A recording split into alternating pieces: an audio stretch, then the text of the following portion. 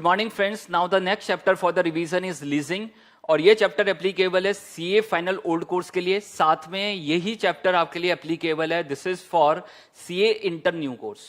ठीक है, तो दोनों में ये काम आएगा। सीए फाइनल ओल्ड कोर्स में भी सेम कॉन्सेप्ट्स हैं, सेम तरह के क्वेश्चंस हैं और वहां पर देख लीजिए सीए इंटर में भी वही सेम क्वेश्चंस हैं। ठीक है, तो देखिए सर, लीजिंग आपके पास क्या है? This is an indirect financing.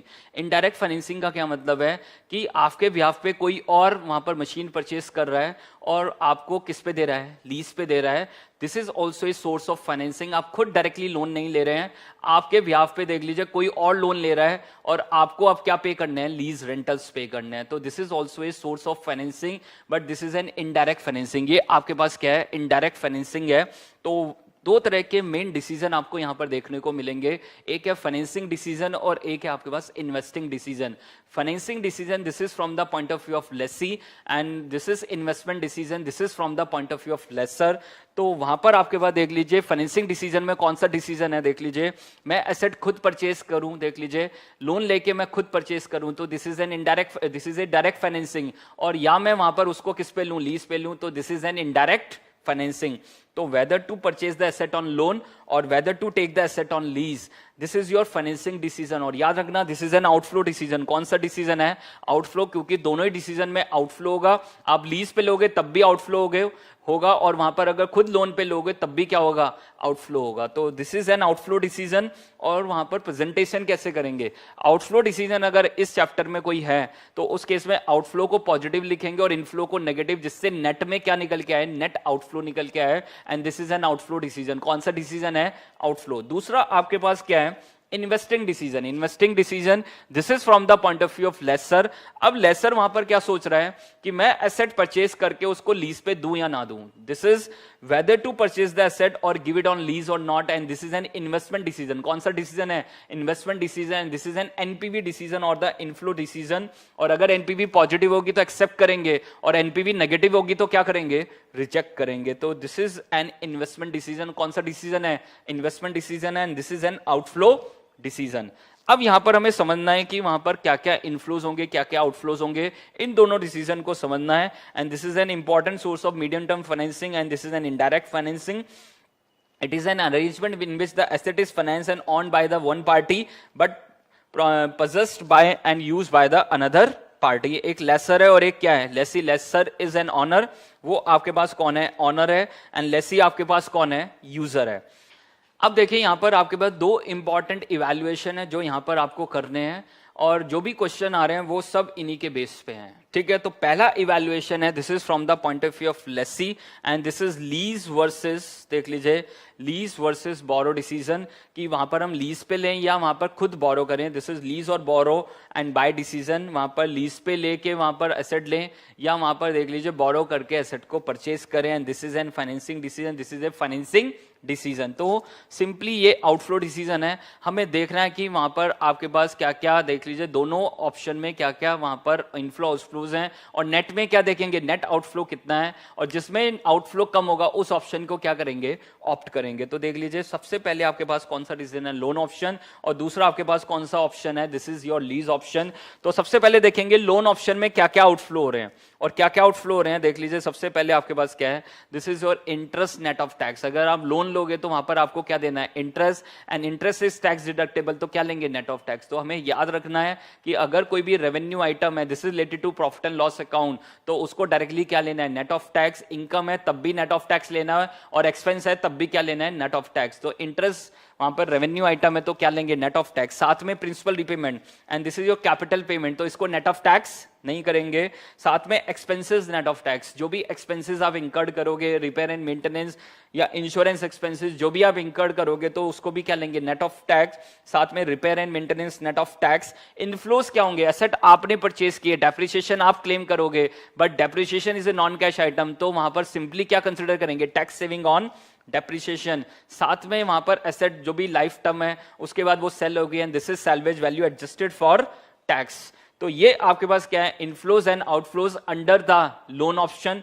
On the same ground inflows and outflows under the lease option. Lease option में आउटफ्लो क्या है?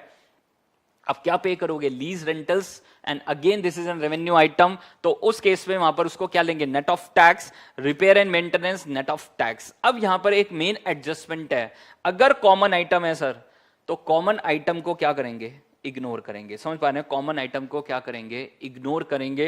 This is our first adjustment जो वहां पर वो टेस्ट करेंगे, अगर कॉमन आइटम है तो हम उसको क्या करेंगे, इग्नोर करेंगे। And this is your adjustment number 1, common items under the lease option and the loan option can be ignored and we have exception to the rule। इस rule का क्या exception है, सबसे पहला है timing difference. what is the meaning of timing difference, एक का timing क्या है आपके पास देख लीजिए, एक बिगिनिंग में हो रहा है, एक तरफ आपके पास सेम एक्सपेंडिचर है, सेम अमाउंट है, याद रखना तभी कॉमन आइटम होगा। सेम एक्सपेंडिचर, सेम आइटम देख लीजिए, सेम अमाउंट, तो उस केस में वो कॉमन आइटम है, बट उनका टाइमिंग डिफरेंस है, एक जगह बिगिनिंग में हो रहा है, एक जगह एट द एंड में हो रहा है, तो उस केस में this is not a common item और वहां पर हम उसको कंसिडर करेंगे फॉर अवर इवैल्यूएशन। दूसरा, अगर दोनों ऑप्शन का डिस्काउंट रेट अलग अलग है तो उस केस में कॉमन आइटम को हम कंसिडर करेंगे, अदरवाइज कॉमन आइटम को हम कंसिडर नहीं करेंगे। And this is your adjustment number 1।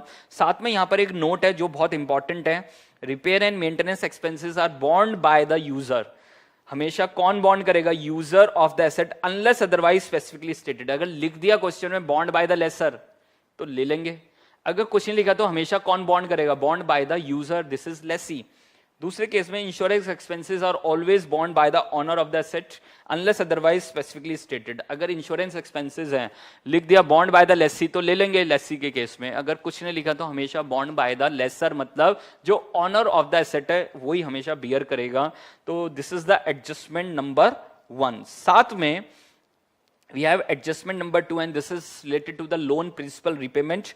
तो तीन तरह से यहां पर क्वेश्चन में एडजस्टमेंट हो सकते हैं। बुलेट पेमेंट, बुलेट पेमेंट का क्या मतलब है कि डायरेक्टली आप रीपेमेंट कर रहे हैं eight the end of the term, तो 5 साल का अगर लोन है तो एट द एंड ही आप प्रिंसिपल रीपेमेंट कर रहे हैं, तो हर साल सिर्फ इंटरेस्ट कैलकुलेट होगा एंड वो हमेशा क्या रहेगा, सेम रहेगा। तो if you have 5 lakh rupees loan and the rate of interest is 10%, तो किस इज 50,000 पर एनम, और वो वहां पर हमेशा क्या रहेगा, सेम रहेगा। This is your bullet payment. Principal amount of loan repayment, what is principal amount, हम प्रिंसिपल रीपेमेंट कर रहे हैं तो इंटरेस्ट अलग से क्या होगा, कैलकुलेट होगा।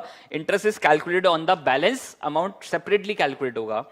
इक्विटेड एनुअल इंस्टॉलमेंट, यहां पर हम इंस्टॉलमेंट निकालेंगे और इंस्टॉलमेंट के अंदर इंटरेस्ट पोर्शन भी है और प्रिंसिपल पोर्शन भी है, और उसको बाद में हम क्या करेंगे, बाइफिकेट करेंगे। ठीक है, तो हाउ टू कैलकुलेट इंस्टॉलमेंट, तो दो तरह से वहां पर इंस्टॉलमेंट है, at the end and at the beginning. This is equated annual repayment inclusive of interest paid at the end of the year, और दूसरा केस आपके पास क्या है, this is the case at the beginning of the year. तो उस case में how to calculate the installment, amount of loan divide by present value and factor at the rate of R% for n year, और R% का मतलब क्या है, rate of interest. और सबसे ज्यादा मिस्टेक लोग इसी में कर रहे हैं, they are taking discount rate, वो क्या ले लेते हैं, discount rate, and discount rate क्या होता है, नेट ऑफ टैक्स, तो वो गलत हो जाएगा सर। तो आपको हमेशा क्या लेना है, rate of interest. If the rate of interest is 10% तो वो लेना है, if we have a discount rate of 7% वो नहीं लेना है। ठीक है, तो अगर इंटरेस्ट नेट ऑफ टैक्स कर रहे हैं, interest net of tax is 30% tax rate है तो 7% आएगा, तो क्या यहाँ 7% आएगा, 10% रेट ऑफ इंटरेस्ट। अगर वहां पर देख लीजिए बिगिनिंग का केस है तो क्या चेंज आएगा, amount of loan divide by 1 plus present value and factor at the rate of R% for n-1 year. तो इसका पूरा डेरिवेशन मैंने क्लास में कराया हुआ है दोनों का, तो यहां पर सिंपली रिवीजन के टाइम पे देख लीजिए, amount of loan divide by 1 plus present value annuity factor at the rate of R% for n-1 year, क्योंकि बिगिनिंग में जो भी वहां पर कैश आउटफ्लो या इनफ्लो है जो भी है वहां पर उसका पी फैक्टर क्या होगा, 1 होगा, तो इसलिए वहां पर क्या यूज हो रहा है, 1 plus present value and factor, और बैलेंस कितने बचेंगे, n-1 ईयर्स। तो ये अगर 3 मेन एडजस्टमेंट थी, and this is calculation of cash inflows and outflows under the 2 evaluations, the first one is from loan option and second one is from lease option। अब मुझे क्या calculate करना है, discounted. अब ध्यान से सुनना, this is a financing decision. कौन सा डिसीजन है, फाइनेंसिंग डिसीजन है। मैं लोन ले रहा हूं देख लीजिए, और दूसरी तरफ मैं लीज पे ले रहा हूं, वो भी कौन सा डिसीजन है, फाइनेंसिंग डिसीजन है। वो डायरेक्ट फाइनेंसिंग है और वो इनडायरेक्ट फाइनेंसिंग है। तो अगर मैं लोन लेके वहां पर देख लीजिए एसेट को परचेज कर रहा हूं, तो उस केस में what is your opportunity cost, interest cost, and interest is tax deductible, तो क्या लेंगे, नेट ऑफ टैक्स, तो केडी हम यूज करेंगे। अगर मैं अपनी जेब से वहां पर एसेट परचेज कर रहा हूं, मतलब मेरे पास खुद पैसा है, मुझे लोन लेने की जरूरत नहीं है, तो what is your discount rate, this is केई। अगर मिक्स ले रहा हूं, मैं कुछ लोन पे ले रहा हूं, कुछ अपनी इक्विटी यूज कर रहा हूं, तो उस केस में वी आर यूजिंग केओ। तो वहां पर क्या यूज होगा, देख लीजिए, केओ यूज होगा। अब अगर ये आपके पास लोन का ऑप्शन है या खुद वहां पर equity investment, this is purchase option, या दोनों का मिक्स है, तो वहां पर ये डिस्काउंटेड यूज होंगे। अब सेकंड यहां पर देख लीजिए लीजिंग के कौन से डिस्काउंटेड यूज होंगे, याद रखना leasing is an alternative of loan option. तो यहां पर जो डिस्काउंटेड होगा वही यहां पर आएगा, जो यहां पर डिस्काउंटेड होगा वही आएगा, जो यहां पर डिस्काउंटेड होगा वो यही आएगा। And this is the rule, ये आपके पास क्या है, रूल है। और इन रूल्स की भी आगे जाके एक्सेप्शंस हैं, उन एक्सेप्शंस को हम डिस्कस करेंगे। तो दीज आर द रूल्स और उसकी एक्सेप्शंस हम डिस्कस करेंगे। तो देख लीजिए leasing is an alternative of loan option, तो जो लोन में आएगा वही लीज में आएगा। And this is the rule. इसकी एक्सेप्शन कहाँ आएगी वो अभी हम डिस्कस करेंगे। तो present value of outflow under loan option निकाल लेंगे प्रेजेंट वैल्यू करके डिस्काउंटेड से। And this is the present value of outflow under lease option, और दोनों में जो लीस्ट होगा उसको क्या करेंगे, ऑप्ट करेंगे। तो select the option which give the least outflow, क्योंकि this is an outflow decision. Adjustment हम कर चुके हैं, देख लीजिए। नाउ द सेकंड इवैल्यूएशन जो बहुत इंपॉर्टेंट है, this is from the point of view of lessor, and this is an investment decision. कौन सा डिसीजन है, इन्वेस्टमेंट डिसीजन है। तो सिंपली इन्वेस्टमेंट डिसीजन में this is your NPV decision, inflow minus outflow, inflow minus initial investment, तो क्या निकल के आ जाएगी, एनपीवी। तो सबसे पहले आपके पास देख लीजिए what is your outflow, cost of asset, and what is your inflow, आपको क्या मिलेंगे, lease rentals, and this is your income net of tax, साथ में टैक्स सेविंग ऑन डेप्रिसिएशन, साथ में salvage value adjusted for tax. Expense है तो expense को क्या ले लेंगे, नेट ऑफ टैक्स। तो वो याद रखना, एक्सपेंस नेट ऑफ टैक्स, या तो माइनस कर देंगे इनफ्लो में से, या आउटफ्लो में देख लीजिए वहां पर कंसिडर कर लेंगे expense net of tax. And this is your calculation of inflow and outflow under the investment decision. Outflow क्या है मेजर, आपके पास कॉस्ट ऑफ एसेट है। इनफ्लोस क्या है, लीज रेंटल्स मिलेंगे, net of tax, tax saving on depreciation, salvage value adjusted for tax. अब discounted देखेंगे। अब जो ये एसेट परचेज किया ये कहां से आई होगी, आपके खुद के पैसे से। तो वहां पर देख लीजिए क्या यूज होगा, केई। बट अगर मिक्स लिया है, because we always maintain our target capital structure, हम हमेशा क्या मेंटेन करते हैं, target capital structure, and we are using the K O, and that's why we are using the K O. तो केओ इज योर डिस्काउंट रेट, यहां पर क्या यूज होगा, Ko discount rate, and this is as per rule. Rule के according Ko discount rate है, तो क्या निकल के आ जाएगी, NPV. If NPV is positive we should accept it, if NPV is negative we should reject it. अब याद रखना, जब प्रेजेंटेशन करेंगे, जब फाइनेंसिंग डिसीजन में प्रेजेंटेशन कर रहे हैं, तो हम आउटफ्लो को पॉजिटिव लिख रहे हैं, इनफ्लो को नेगेटिव, जिससे नेट में ऑटोमेटिकली क्या निकल के आए, नेट आउटफ्लो। जब एनपीवी डिसीजन होगा तो वहां पर उल्टा चलेंगे, इनफ्लोस को पॉजिटिव लिखेंगे, आउटफ्लो को नेगेटिव, जिससे नेट में क्या निकल के आए, प्रेजेंट वैल्यू ऑफ इनफ्लो और the NPV. Now the next one, this is the adjustment of depreciation. हमें पता ही है कि depreciation is a non cash charge, non cash item है, तो वहां पर this is irrelevant for our analysis, because we are doing analysis based on the cash flows. तो यहां पर सिर्फ जो इंपॉर्टेंट चीज है वो क्या है आपके पास, this is simply tax saving on depreciation. We should consider the tax saving on depreciation as an inflow. तो depreciation is always charge by the owner. In case of loan option, depreciation charge by the borrower. Depreciation is a non cash item, it should not be considered while calculating the cash inflows and outflows, but the tax saving on depreciation should be taken as cash inflows. And how to calculate depreciation into tax rate? How to calculate the amount of depreciation, बहुत simple है, हमें आता है SLM depreciation, straight line method of depreciation. अगर question में कोई method नहीं given है तो we should follow the SLM method, ठीक है। तो straight line depreciation allocates an equal amount of depreciation. How to calculate, this is original cost minus salvage value divide by life, और यहां पर इक्वल अमाउंट ऑफ डेप्रिसिएशन आपका आएगा। तो if the question is silent, always use the SLM method. Second one is written down value method. This is cost minus accumulated depreciation into percentage of depreciation. If the rate of depreciation is given, we should follow the WDV method. So we recognize more depreciation expense in the early years of the asset life and the less depreciation expense in the later year of the life. Third one is sum of year digit method. अब कहीं पर इसका कुछ example नहीं है, कुछ जरूरत नहीं है इसको देखने की, but simple some of year में हम क्या कर रहे हैं, ईयर का सम कर रहे हैं और उसके प्रोपोर्शन में क्या कर रहे हैं, डेप्रिसिएशन कैलकुलेट कर रहे हैं। Now the next adjustment is of salvage value, treatment of salvage value adjusted for tax. तो याद रखना सैल्वेज वैल्यू हमारे लिए इनफ्लो है हमेशा। अब मुझे चेक करना है वहां पर कि वहां पर प्रॉफिट एंड लॉस है, तो first we should calculate the profit and loss. And how to calculate profit and loss? This is your WDV value minus salvage value. तो आपके पास क्या निकल के आ जाएगा? प्रॉफिट और लॉस. प्रॉफिट है तो आपको टैक्स पेड करना पड़ेगा, लॉस है तो आपको क्या होगा? Tax saved. तो what is salvage value adjusted for tax? Salvage value minus tax paid on the profit on sale and salvage value plus tax saved on the loss on sale of asset. ठीक है, मैंने example भी दे रखे हैं, simple adjustment है. But in case of SLM depreciation हमेशा जो WDV होगी वही क्या होगी? Salvage value. तो प्रॉफिट एंड लॉस हमेशा क्या आएगा? 0. और प्रॉफिट एंड लॉस 0 आएगा तो सिर्फ सैल्वेज वैल्यू हमारे लिए क्या होगी? इनफ्लो. कब यहां पर देख लीजिए प्रॉफिट एंड लॉस आएगा? कब? If there is a change information. समझ पा रहे हैं? अगर आपकी क्या है? चेंज इन्फॉर्मेशन है, एग्जाम में टेस्ट कर चुके हैं, तो जब उन्होंने वहां पर देख लीजिए डेप्रिसिएशन के लिए salvage value the 1 lakh the, but actually में वो एसेट सेल हो गई 1,50,000 में या 50,000 में, तो उस केस में first we have to calculate the profit and loss and then salvage value adjusted for tax. Salvage value minus this is tax paid on the profit on sale and this is salvage value plus tax saved on the loss on sale. तो इस तरह से हम salvage value adjusted for tax calculate करेंगे. यहां पर आपके पास देख लीजिए when SLM method is used salvage value should not be adjusted for tax, क्योंकि कभी प्रॉफिट लॉस आएगा ही नहीं, कभी टैक्स पेड टैक्स सेव्ड होगा ही नहीं. बट कब होगा? If there is an adjustment related to the salvage value. कोई भी अगर वहां पर एडजस्टमेंट गिवन है, कोई भी चेंज इन्फॉर्मेशन है, तो उस केस में we should check for the profit and loss and then tax paid and tax saved. Second आपके पास यहां पर confusion regarding the salvage value. ध्यान रखना है एग्जाम में क्वेश्चन में, अगर क्वेश्चन में लिखा हुआ है if the question states that profit and loss on sale of asset should be ignore कर दो उसको. तो there is no adjustment of salvage value adjusted for tax, simply take salvage value as inflow. याद रखना, उसको मत भूल जाना, वो तो इनफ्लो है ही हमारे लिए, सिर्फ टैक्स की एडजस्टमेंट नहीं होगी. If they are using the word net salvage value then no need to adjust the salvage value for tax purpose. याद रखना, if they are giving you the net salvage value in the question then no need to adjust the salvage value for tax purpose. If salvage value is not given in the question, दिया ही नहीं question में, तो जबरदस्ती salvage value को 0 नहीं मानेंगे.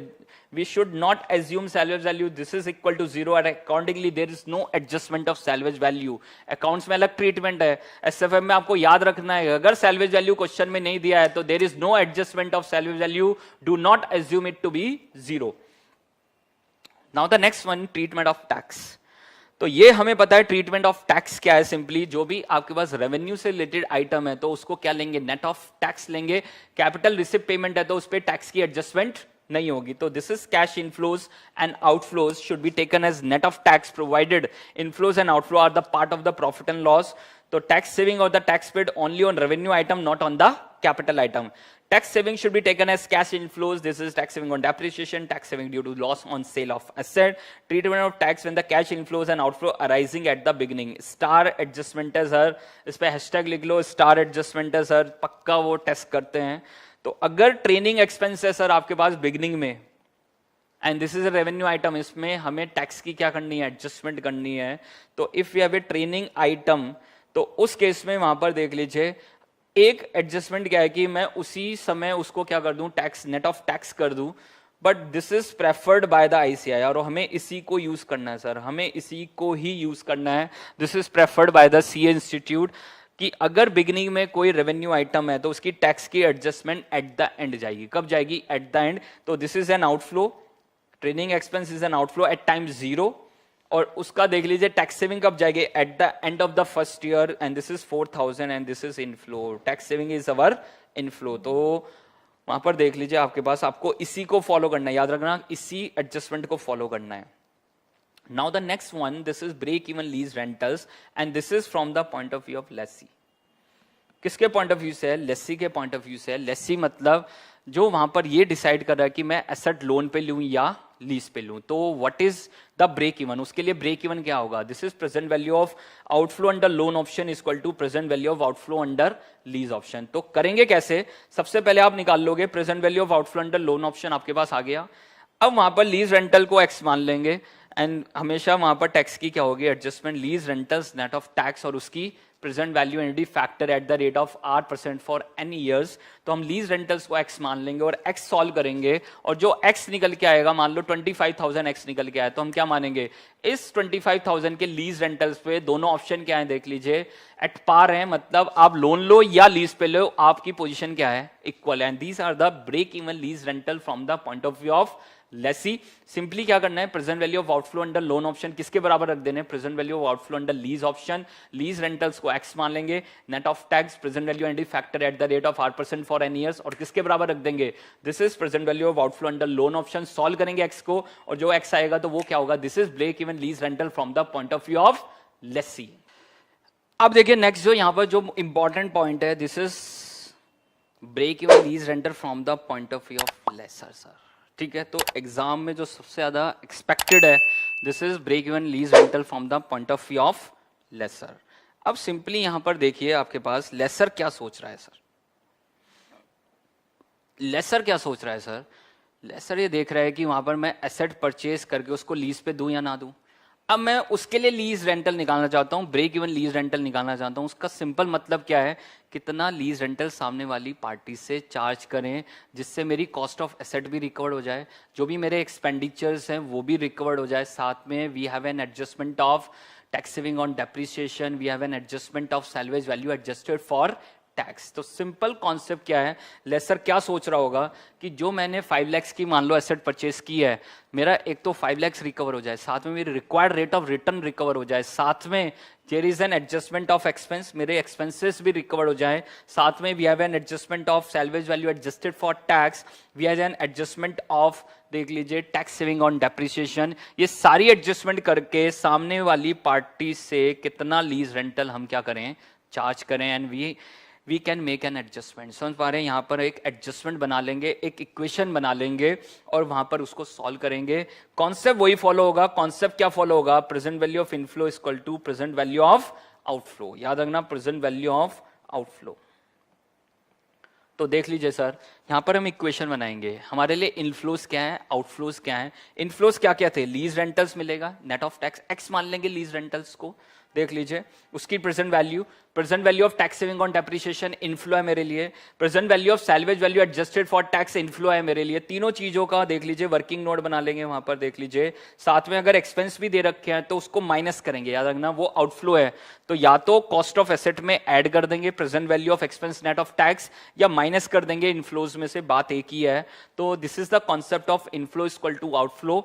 Inflow equal to outflow को फॉलो करेंगे, और यहां पर working note number 1, working note number 2, working note number 3, 3 working बनाएंगे। Present value of tax saving on depreciation निकालेंगे, present value of salvage value adjusted for tax निकालेंगे, present value of expense net of tax निकालेंगे, और यहां पर lease rentals को x मान के देख लीजिए नेट ऑफ टैक्स मान के वहां पर सॉल्व करेंगे एक्स को, और ये जो एक्स निकल के आएगा तो BELR, this is from the point of view of lessor. किसके पॉइंट ऑफ व्यू से होंगे, लेसर के पॉइंट ऑफ व्यू से। तो सिंपली यहां पर लेसर क्या सोच रहा है कि अगर मैं वहां पर 5 लाख की एसेट परचेस कर रहा हूं तो मुझे वो तो 5 लाख रिक्वायर करना है, साथ में मेरी 10% की रिक्वायर्ड रेट ऑफ रिटर्न है वो मुझे चाहिए, साथ में जो एडजस्टमेंट है देख लीजिए टैक्स सेविंग ऑन डेप्रिसिएशन की एडजस्टमेंट है, सैलवेज वैल्यू की एडजस्टमेंट है, साथ में जो भी एक्सपेंडिचर है उसकी एडजस्टमेंट, सबको एडजस्ट करने के बाद सामने वाली पार्टी से कितना लीज रेंटल चार्ज करूं, and this is your break even lease rental from the point of view of lessor. साथ में एक छोटा सा कॉन्सेप्ट है, ब्लॉक ऑफ एसेट का कॉन्सेप्ट है।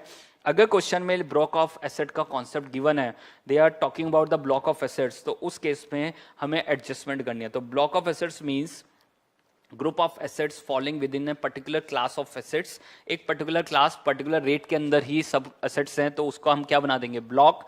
अब वहां पर दो चीजें याद रखनी है, no depreciation will be charge in the year in which asset is sold. समझ पा रहे हैं, जिस साल में एसेट बेचोगे उस साल में देख लीजिए आपको कोई डेप्रिसिएशन कैलकुलेट नहीं करना है, साथ में tax benefit loss on short term capital gain shall be calculated on the previous year W. जब उस साल में लास्ट ईयर में कोई डेप्रिसिएशन नहीं हुआ तो जब प्रॉफिट एंड लॉस कैलकुलेट करेंगे तो कौन सी WDV यूज करेंगे, उससे पिछले साल की जो WDV आ रही है उसको यूज करेंगे for the calculation of profit and loss.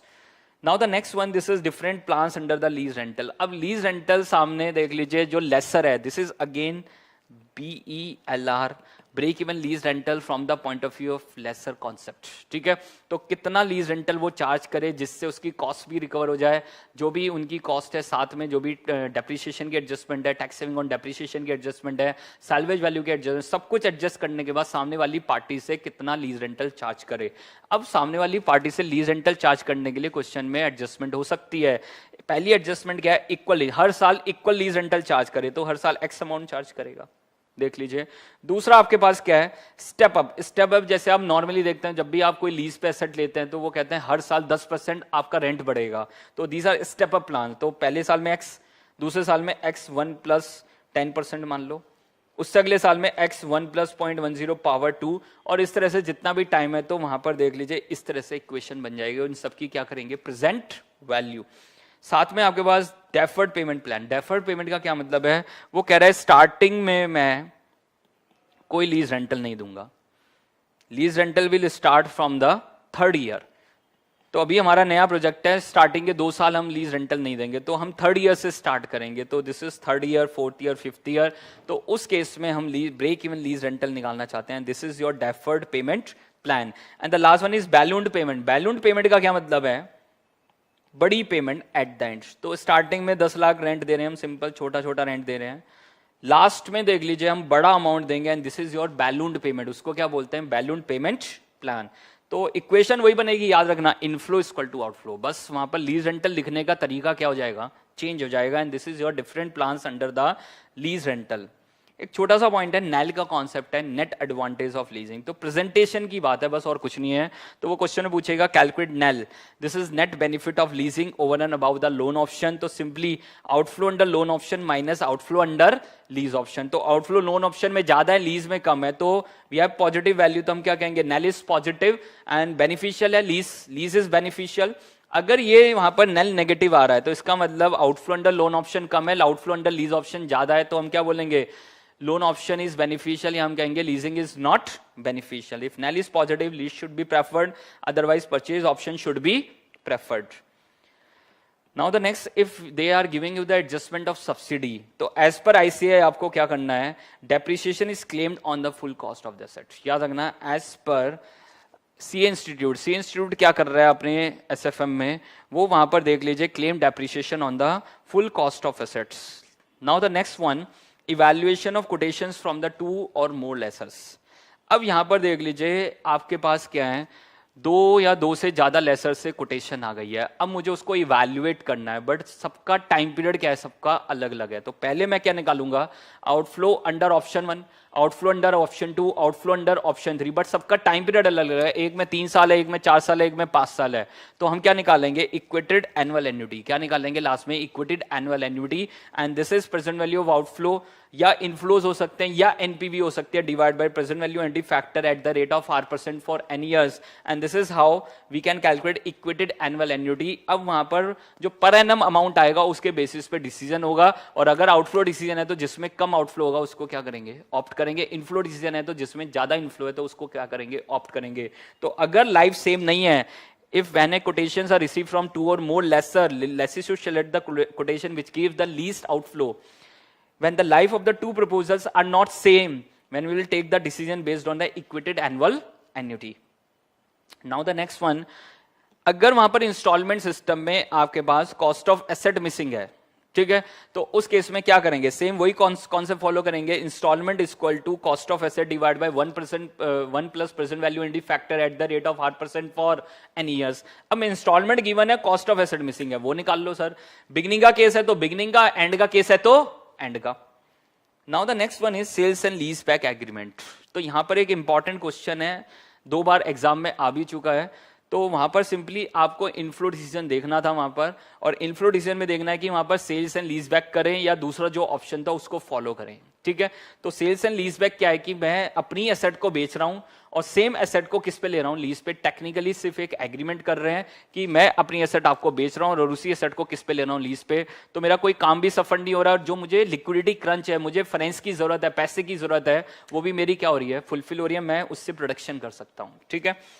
Last one जो मोस्ट इंपॉर्टेंट कॉन्सेप्ट है, then this is your confusion regarding the discount rate. और मैंने डिस्कस किया था what is the rule in case of financing decision. जो loan option में आएगा वही लीज में आएगा। If we are taking the loan तो केडी होगा, उधर भी केडी आएगा।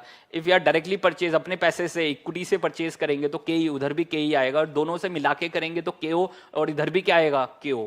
This is the rule. KD interest net of tax even cost of capital is separately given. दो सर, हमें तो अपॉर्चुनिटी कॉस्ट लेनी है। अगर मैं लोन ले रहा हूं तो what is your opportunity cost, KD. दूसरा आपके पास लेसर, लेसर के पॉइंट ऑफ व्यू से this is cost of capital discounted desired rate of return. पहला इंपॉर्टेंट नोट क्या है, KE, KO, KD, discount rate, desired rate of return given in the question और always net of tax unless otherwise specifically stated. दूसरा, अब ये rules थे, अब इनकी मुझे क्या देखनी है, एक्सेप्शंस। समझ पा रहे हैं, what is the exception to the rule if discount rate is separately given in the question. अगर डिस्काउंट रेट वर्ड अलग से सेपरेटली लिख दिया, जैसे if KD is 12%, KO is 15%, but separately they are giving in the question discount rate is 18%, तो वहां पर rule नहीं चलेगा, वहां पर एक्सेप्शन टू द रूल चलेगा।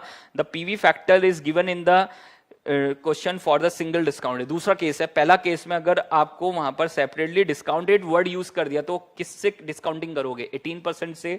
अगर वहां पर देख लीजिए एक पर्टिकुलर रेट पे टेबल दे दिया है, सिर्फ एक रेट की टेबल दी है, तो उस केस में उस टेबल को यूज करेंगे, फिर रूल को फॉलो नहीं करेंगे। We are using that table. अगर एक ही टेबल दी है देख लीजिए आपके पास, तो उस केस में we are using that table only. ठीक है, तो this is all about your leasing chapter. बहुत अच्छे से मैंने इसको रिवाइज करा दिया है, आप भी रिवाइज कर लें और कम से कम 3-4 क्वेश्चन की प्रैक्टिस करें और फिर आराम से इजीली आपका एग्जाम में हो जाएगा। ठीक है, लिख के प्रैक्टिस करें, एक एक क्वेश्चन वहां पर जो भी वहां पर इंपॉर्टेंट क्वेश्चन है उसको एक बार लिख के प्रैक्टिस कर लें। और जब आप लास्ट डे रिवीजन के लिए भी जाएंगे, जब आपका एग्जाम होगा, तो उस दिन भी 1 या 2 क्वेश्चन हाथ से सॉल्व करके देख लें। ये ना सोचे कि टाइम वेस्ट होगा, उसका बेनिफिट होगा, आपका एग्जाम में जल्दी से ये क्वेश्चन सॉल्व हो जाएगा, क्योंकि 8 से 10 मार्क्स का ही आने वाला है, जितना भी लेंथी क्वेश्चन हो सर। ठीक है, थैंक यू वेरी मच।